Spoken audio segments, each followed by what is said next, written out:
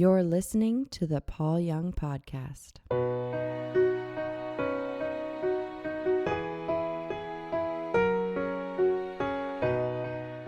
me the truth about who Cheri is. What's the truth about who you are? One of the crazy things that I've really come to terms with as I've been writing the book that I've been writing. So you see, my name is Cheri Garcia. It's on this screen right now. Yep. My name is not Cheri Garcia. I was married before.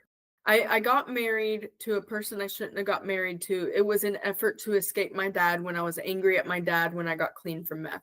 And that person's last name was Garcia. And that person happened to do something that really was unforgivable, and I had to divorce him. And when I divorced him, looking back, I wish I would have just went back to my original name, because this is 10 years ago. But in my mind, I thought, I've already been in magazines. I've already worked so hard on my career. I've been on the news with this name. Just because this guy decided to mess everything up, I'm not changing my whole name. And I was still very angry at my dad. Right. He was still an addict. And now here I am getting divorced from a guy I shouldn't have married in the first place. And I was not in a good place. So I just kept this name. And so now I have, I just recently, even though I'm 6 years sober, just about 6 months ago, I started learning the whole trust thing. I was really good at obeying God, but I wasn't good at the trust part. And so I kept feeling like an ant under a magnifying glass. And I thought God was the one holding the magnifying glass. And he's like, squirm for my glory. But I was like, it's okay. My life is better squirming. So I'm just going to keep squirming for your glory. So I didn't see God as a gentle, loving God. I saw God as a person to keep me in line because I couldn't trust myself. Right. And so I'd always just obey, then figure out a way to trust. And what a miserable way to live. Terrible. So I just recently figured out how to trust, like just trust, like not want to control every outcome and fight and squirm and then obey. It's been so much easier. And so it's a lot better. The only way that I can say that happened, it happened around the same time that I decided in my mind to go back to Cheri Chafin, which is my maiden name and my dad's name. I didn't even publicly go back to the name. I've just started signing my name that way. And I started signing up for stuff that way as like an act of self-love and like my identity in Christ. And so ever since I've started doing that, one that's really like shown me that, and I know this anyway. So I know this in my heart, but I don't know it when I wake up every day and I'm seeking achievement. Right. It didn't matter if I changed my name publicly or not. It was in my heart between me and God. Right. And between me and God, I'm Cheri Chafin now. My boyfriend calls me Miss Chafin. My brother, like all my friends, everyone who loves me and has seen my transformation, they know I'm Cheri Chafin. And the only reason I'm not changing my name right now is because I might get married in a couple of years. So I'm just not trying to flip-flop names, and that's not what God cares about. Right, right. How's your brother doing? He's doing great. He's doing great. He really likes you. Oh, that's so cool. Yeah, I really like him. He likes you so much. Oh, that's sweet. Give him a big hug for me. I will. So he's now sober for how long? He got a year under his belt. Good for him. Yeah. That's so exciting. Yeah. I love that. Good for him. I'm so proud of him. Well, I'm proud of both of you. Why did you want to become so open and honest? What's the driver behind that? Because it's not normal. So, yeah, I'm told that. So I struggled in silence for so long. You know, there were so many times I have this, is it here? I don't know where it's at. I have this 5-year journal, and it asks the same question every day, 365 days for the year, for 5 years.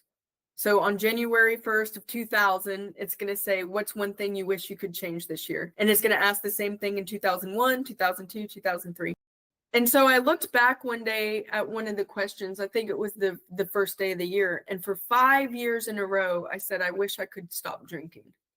And this is before I admitted I had a problem to anybody. And looking back in my mind, a lot of the excuses I made were, I just got to figure out a way to drink so I can socialize. I just got to drink like a lady. I got to be able to drink wine like these other women can drink wine. And I had these fears that I couldn't be successful without alcohol. I couldn't have fun without alcohol. And if I had a younger girl I could look up to that I thought was pretty and I wanted to be like her, if she was on LinkedIn or Facebook or something sharing her story and how much fun she has and what her life looks like without alcohol, I think I would have found sobriety a lot sooner. Because the only reason I found sobriety is I ran into a girl like that at a networking meeting. Wow. A beautiful girl who was an attorney, and she was drinking water. And because I was trying so hard not to drink, I noticed she was drinking water. And I said, "So you're not drinking?" She goes, "Nope, 2 years sober." And I was like, "You haven't had a drink for 2 years?" And she was like, "Nope, it just wasn't working for me anymore." And I said, "And you can still come to these meetings and you still close business deals?" She said, "Successful as ever." And I opened up to her and said, I'm just trying really hard to quit drinking. And she goes, "Do you want to come with me somewhere after this?" And I was like, "I'd love to." And she took me to a recovery meeting. And that's when my journey started. And so the way that she changed my entire life, just because I saw somebody else living sober, it made me feel like it's the very least I could do for God rescuing me. Why not share my life? And Open. and I don't know how many, this isn't a boastful thing at all. I'm being serious. I don't know how many hundreds, if not thousands of people are sober just because of me sharing publicly how I live in sobriety. Yeah. I get messages at least once a week, if not sometimes daily, of people saying, "Hey," because you're right, it's not normal. Because somebody will literally message me and say, "I just hit 1 year sober. Nobody knows I even had a problem, but I needed to tell you because it was your account that got me sober." I'm just like, wow. And in my mind, I'm like, man, if I didn't tell anybody I had a problem, I couldn't have stayed sober. So for me, like, I don't think I could have done it, because I could now, because it's to thine own self be true and it's between me and God. But in the beginning, unfortunately, because I was so achievement oriented and I was a PR person, that's what I needed to keep me driven. I Yeah. needed to tell people and I needed it to be part of my work. Now I'm strong enough to not have to do that, but seeing the impact that it makes. And trust me, there's times I wake up and I'm like, I wish I could just erase my whole life and start over and just be like some influencer on Instagram showing different shades of lipstick. What a life that would be. But instead, everyone has had to watch. I'd love to be a fake. Oh, yeah. It's easier. How cool does that sound? Not so much. Here's part of the beauty, Cheri, is that unless somebody sees an incarnation of something, they don't believe it's possible. So when you tell your story, for some people, it's the first time that they've seen an incarnation of some kind of wholeness. And there's an aroma to your life that is life-giving. And there's nothing you have to do except be yourself and be open and sensitive to how to respond in any given moment. It's such an amazingly beautiful thing, but getting there is scary as all get out. And trusting is scary because trust and control are mutually exclusive. And trust was my big journey. So I know exactly how you feel, because you let go of control. You have to let go of all the false identities that you've created and that you're trying to protect. As a friend says, self-promote and self-protect. That's evidence that you're dealing with a false self. So good on you. Can you share a little bit about how you came to learn trust? Sure. And, that's such a great question. Slowly, incrementally, painfully, not continuously successful. And, the catalyst for me, yours was the DWI, right? The Dewey. Mine was getting caught in a 3-month affair. Kim catching me in a 3-month affair. That's when all the sham no longer had any power because it was all exposed. And so, the beginning point of a journey into trust is to finally become a truth teller. And we are not designed, none of us are designed to try to find wholeness apart from relationships and somebody accompanying us. So that started it. And in the next 11 years, there were different layers of trust that I had to deal with. looking back, one of the kindnesses of the Holy Spirit is that I didn't deal with the really big things right away. It was slow and incremental. And over the course of time, it was like one thing after another. Okay, this, now this, now this. And I always had to find ways to. So what does that mean? I mean, in the 11th year, it was the fear of financial insecurity and how I didn't know how to trust in that arena. And it was the 11th year, which means that it was a really deep issue. And that's, throughout that whole time, I was finally learning how to stay present in just the moment, just learn how to stay inside the grace of each moment. And that was a major, major change for me because, I coined, for myself at least, I coined the term future tripping and creating imaginations that don't exist and, ending up under a bridge in a cardboard box and, all those things that then drive fear, which then moves you to isolation and disempowerment. And so part of looking at your life, and watching the empowering that has come from being transparent and open. So it's not even, I bet you, it's not even about doing it because the purpose now to share is for the sake of the other. I think it's now become woven into who you are. And so it's just natural in a given situation to be able to talk about it. And for me at 50 to finally say, I have no secrets, I have no addictions, I'm the same person in every situation. Joy is a constant companion. I finally know what it's like to be a child. All of those things. And it doesn't mean that there's lots of finish work that still has to be done, because there is. But when the big, huge pieces get put into place, then it becomes easier and easier to stay within the embrace of trust. But it still has its moments, I was like you. Give me religion because you don't have to trust, right? So it was easy to be religious. Well, wasn't easy. It was very painful, but at least, it was performance oriented. Like you, perfectionist performance orientation was really at the core, which is always connected to control. It's a painful process, and it's really scary to take the risk of trust. And it always will be. Not really scary, because the more you begin, like you said in your own story, as your eyes were opened up to the reality of the kindness and the goodness and the constant love of God, then you started to have a God who was worthy of your trust. Mm-hmm. But until that God wasn't worthy of your trust. My friend Bradley and I were talking to a gal, and we finally listened to her and she was talking about the God she could not trust in. And we said, you need to become an atheist. You need to say that God does not exist. And she did that. She really did that. And she was able to turn toward a God who does, who is by nature love, who is never unkind, who is always good, who doesn't kill people, all of those sorts of things. So yeah, long, big journey. So yeah, 50 years for me. You're way ahead of the curve. Yay. I didn't really start taking those kinds of risks until after I was 38. So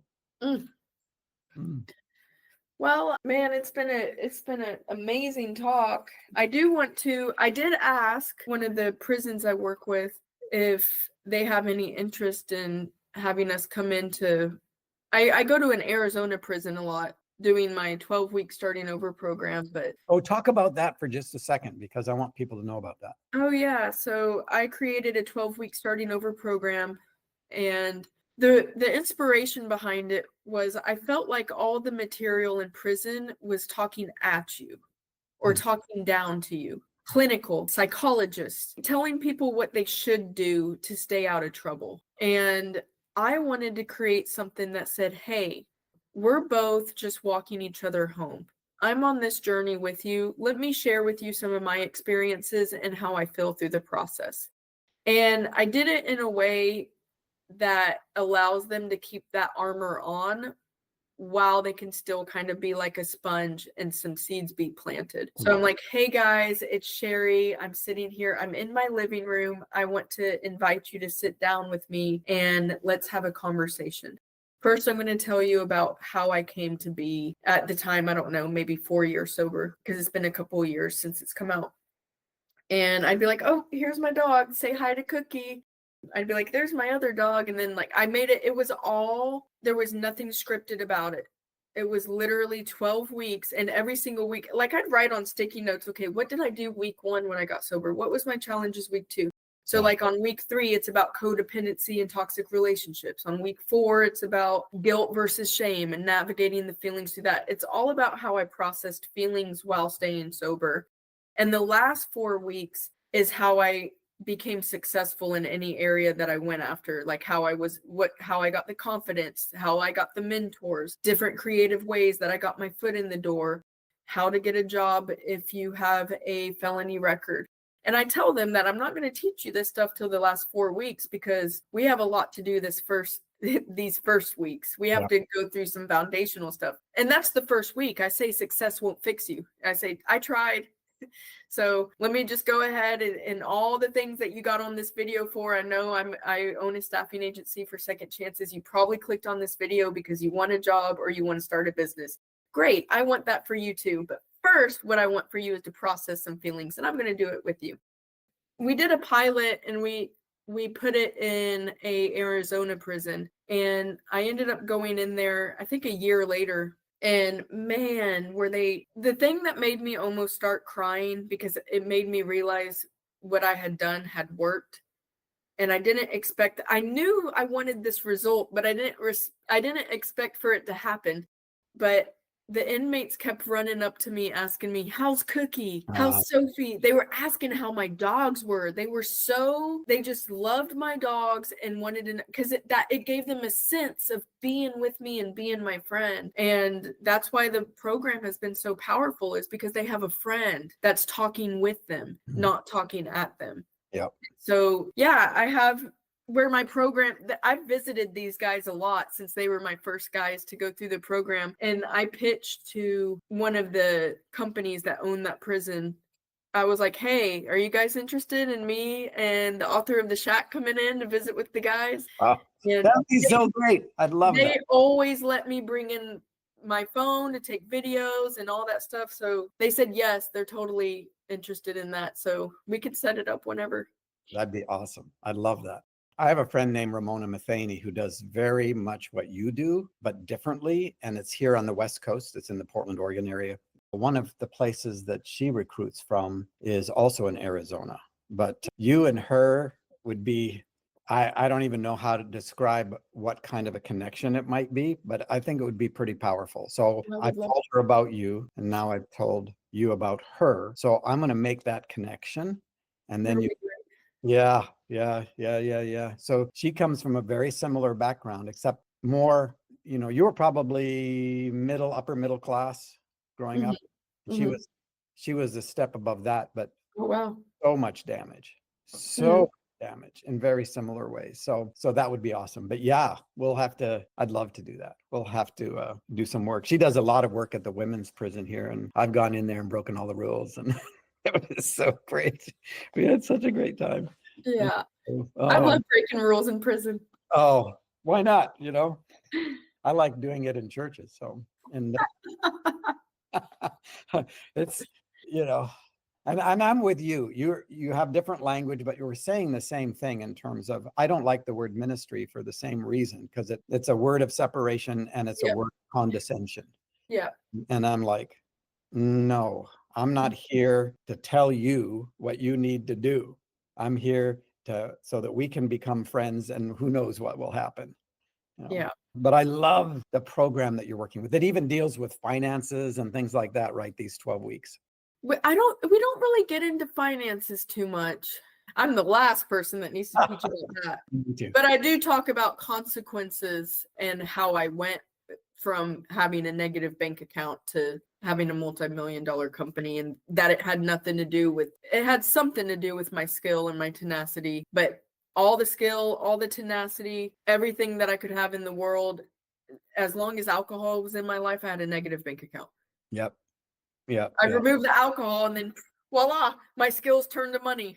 It's magical. When I tried everything before. I was in a recovery meeting, and I remember this was one way a seed was planted.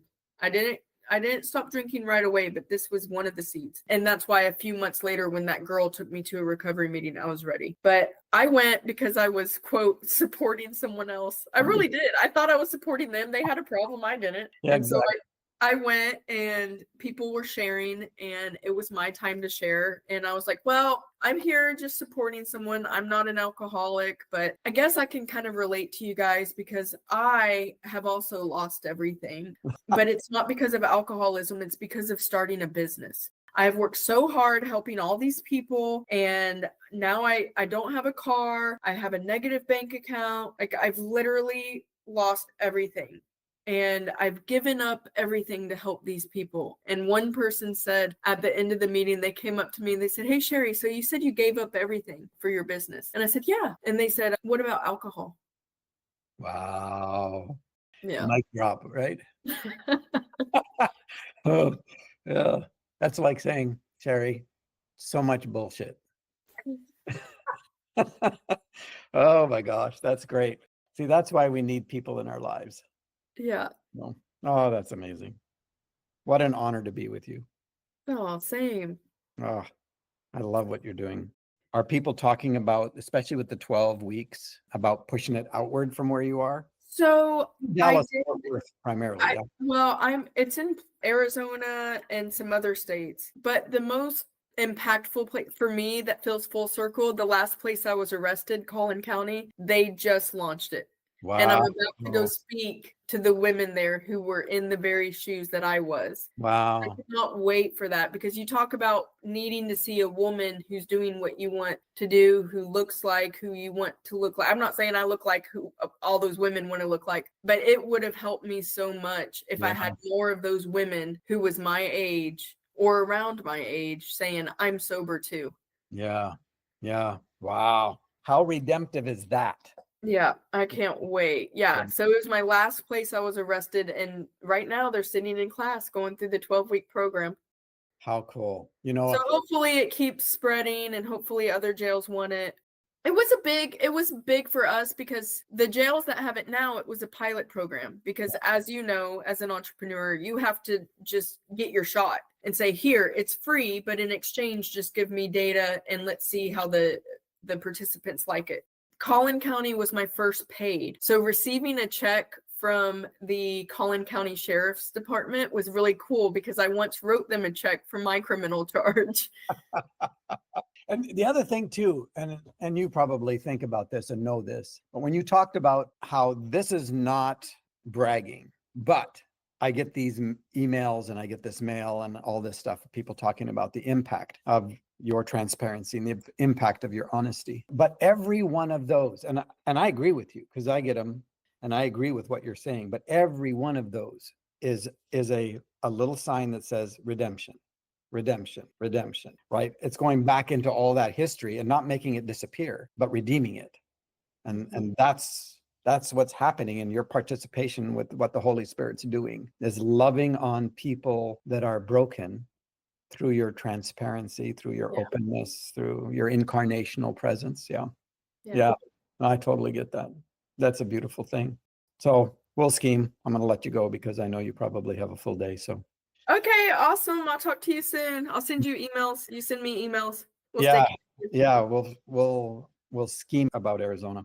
Okay. All right. Big hugs, much love. Thank you.